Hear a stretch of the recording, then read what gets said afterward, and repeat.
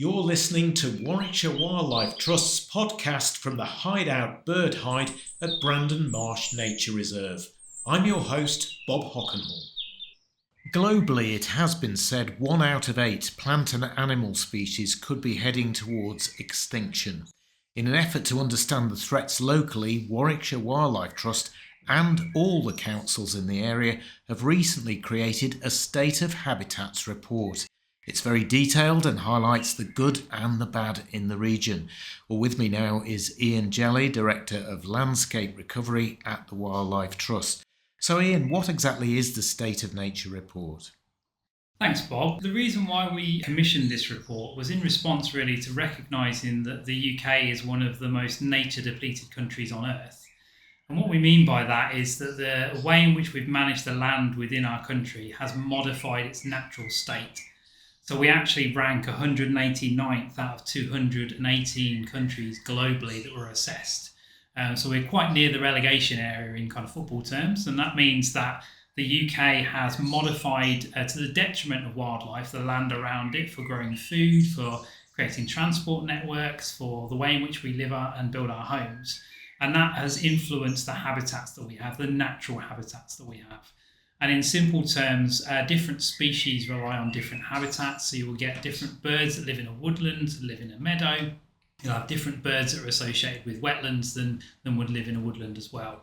So this is the mosaic of those different habitats coming together that's really important. We knew that from a national perspective, the UK was really nature depleted, and we needed to get a better understanding of what was happening locally in Warwickshire.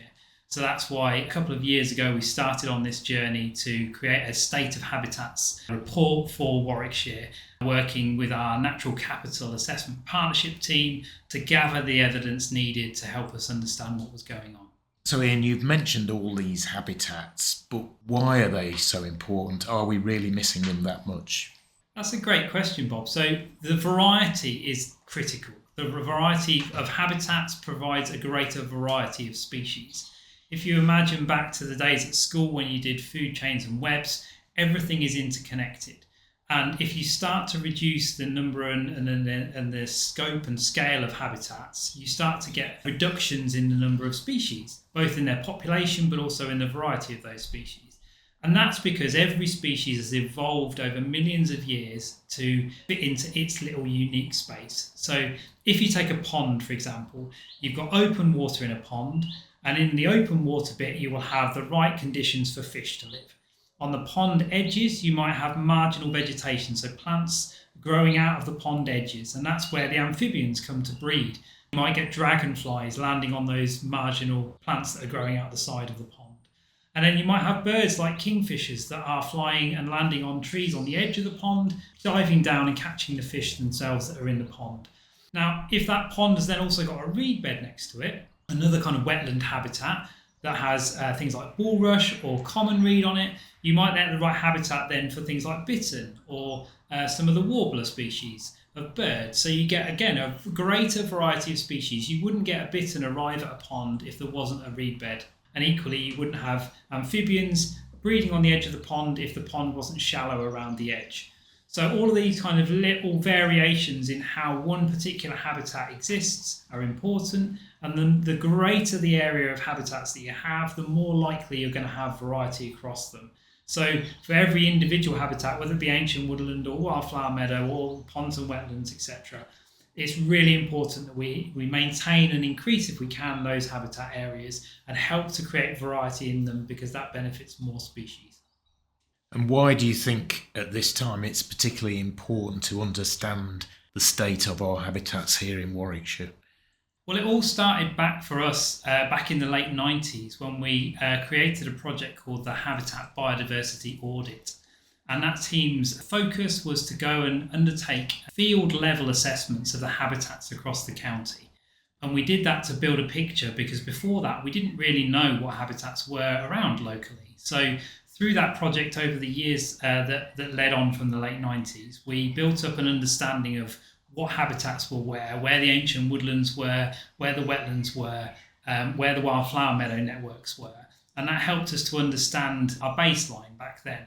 But a lot has changed since then, and land is changing all the time. We've had impacts like HS2 coming through, changes in agriculture and other factors, and all of that has influenced our ability to understand what was needed.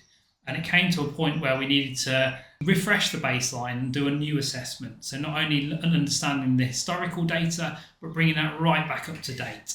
Using state-of-the-art technology, we invested in satellite imagery technology. So we commissioned a satellite, which sounds very fancy, but essentially it's working with partners who are experts in this field.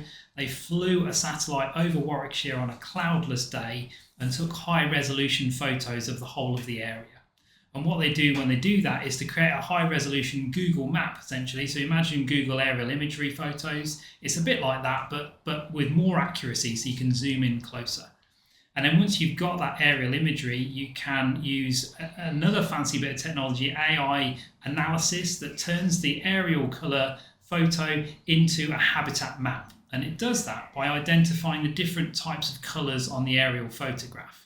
So the different shades of green for woodland and grassland come up in different colours, and they are then analysed by the AI computer and turned into habitat maps. So it allows us to record what habitats are where across the county. And then the final piece, and a really important part of the project, is to then validate that data. Relying on AI alone is dangerous because it can make mistakes. So we use our expert ecologists who are botanical experts, really good at identifying different wildflowers and habitats themselves, who go out into the field and check whether the field just over the hedge there is actually a wildflower meadow or is it a football pitch. And that validation helps us to understand whether the computer analysis of the data is accurate. And I have heard of the local nature recovery strategy. Just outline for our listeners what that is, and is this work related to that? Yeah, so the local nature recovery strategy is a national initiative by the UK government, really building on what we've been doing here locally for a number of years now. They wanted to understand at a national level a picture of how the habitats connected together.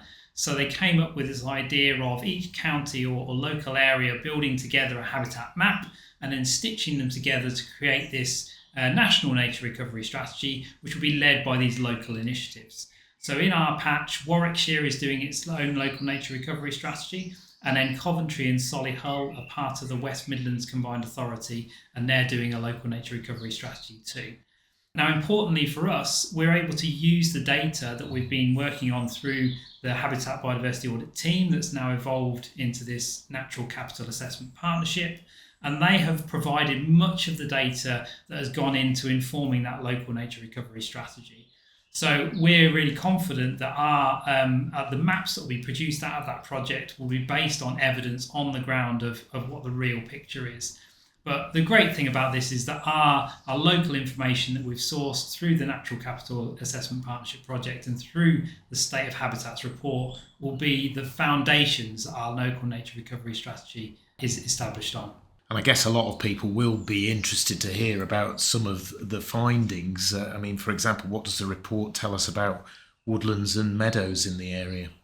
Yeah, well, it's great to be able to look at every habitat in detail. So we've got some really good analysis now that allows us to really reflect on and consider how we manage for the best different habitats across the county. So we know that, for example, just over 7% of Warwickshire, Coventry and Solihull is covered by woodland and parkland habitats. And that compares to about 10% across England. So we've got less woodland in our area than the average across the country, which is quite interesting to know.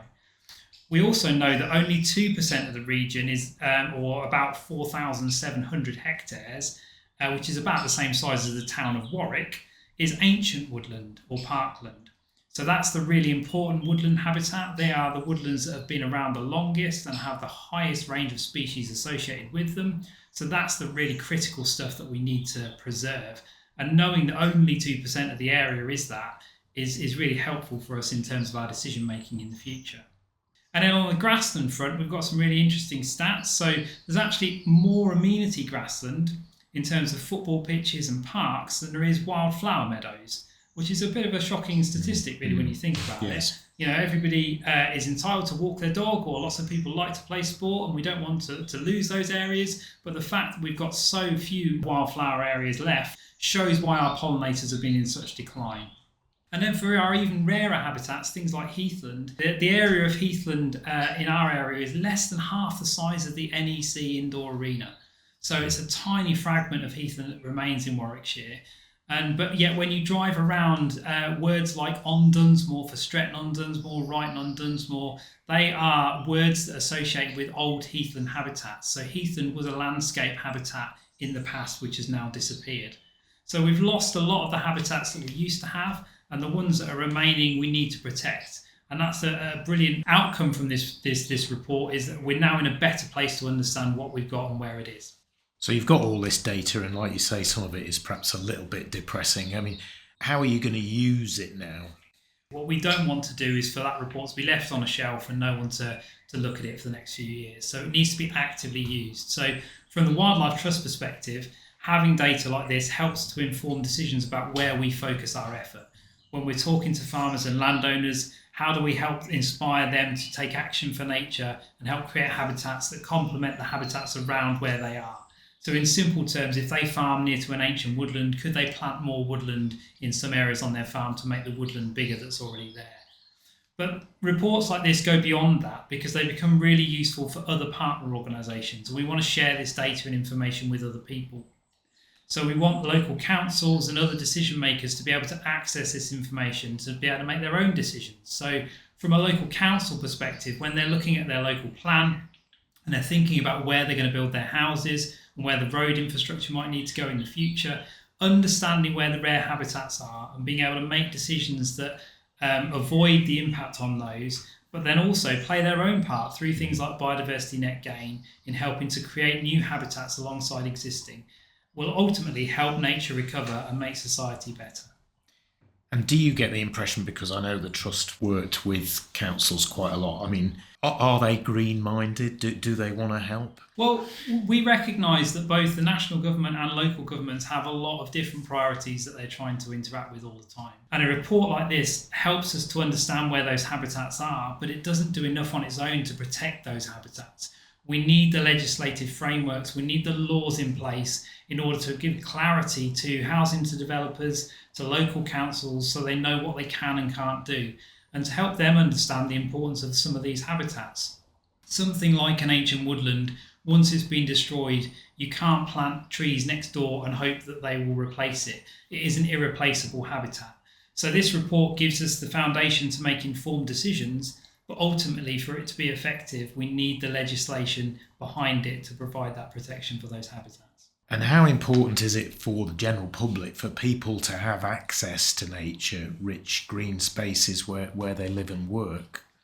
Well, the science shows that actually if you're closer to nature, you're happier and healthier. You know, it provides better mental health support, it allows you to be more physically active outdoors.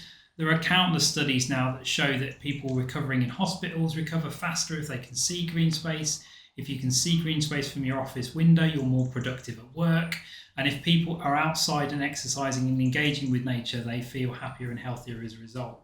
So this sort of data and the information that's in the report helps to guide decision making for influencing people around the country and certainly around Warwickshire, Coventry and Solihull.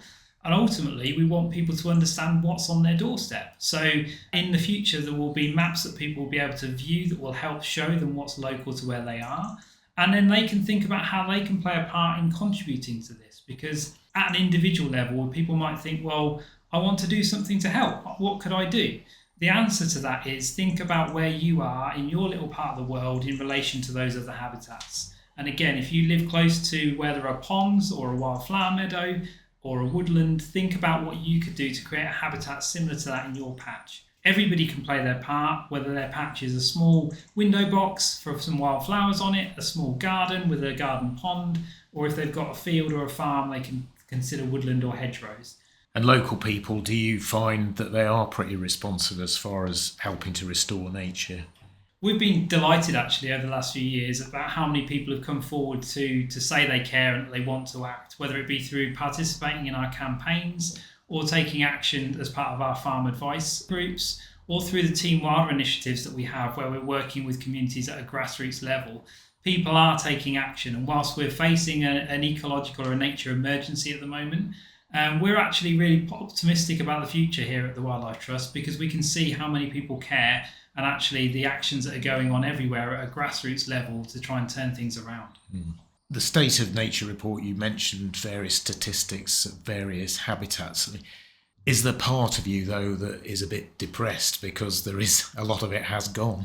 The thing with this sort of stuff is that you can never really appreciate what came before you. And part of the challenge that we have in this industry is the shifting baseline syndrome. The idea that for generations that have been and gone, they experienced nature that was more abundant and more plentiful than it is today. And we can't appreciate what that was like because we never witnessed it ourselves. Ultimately, we need people to come together to try and restore nature so that future generations have an uplift in wildlife and benefit from all of the benefits that nature brings and don't have a depleting nature stock that will make future generations' lives very difficult if wildlife becomes extinct. I suppose it almost threatens us as well as them if that nature isn't there, doesn't it? Absolutely, yeah. I mean, people rely on the wildlife and the natural world for everything, whether it be clean air, the water that we drink, the food that we eat. You know, there are statistics you can throw around, 1 in 3 mouthfuls of food that we eat is grown as a result of pollinating insects. You know, there is lots of science and evidence there that says that we are linked into the natural world, but humans have become disengaged from the natural world because of the modern lives that we live in. And that's perhaps the biggest threat that we've got now. We need to reconnect people with the natural world so they can see the value and the potential that it has. Well, Ian, thanks very much for telling us about the State of Habitats report, and let's hope it does some good. You've been listening to Warwickshire Wildlife Trust's podcast with me, Bob Hockenall. If you'd like to find out more about the Trust, visit our website at warwickshirewildlifetrust.org.uk.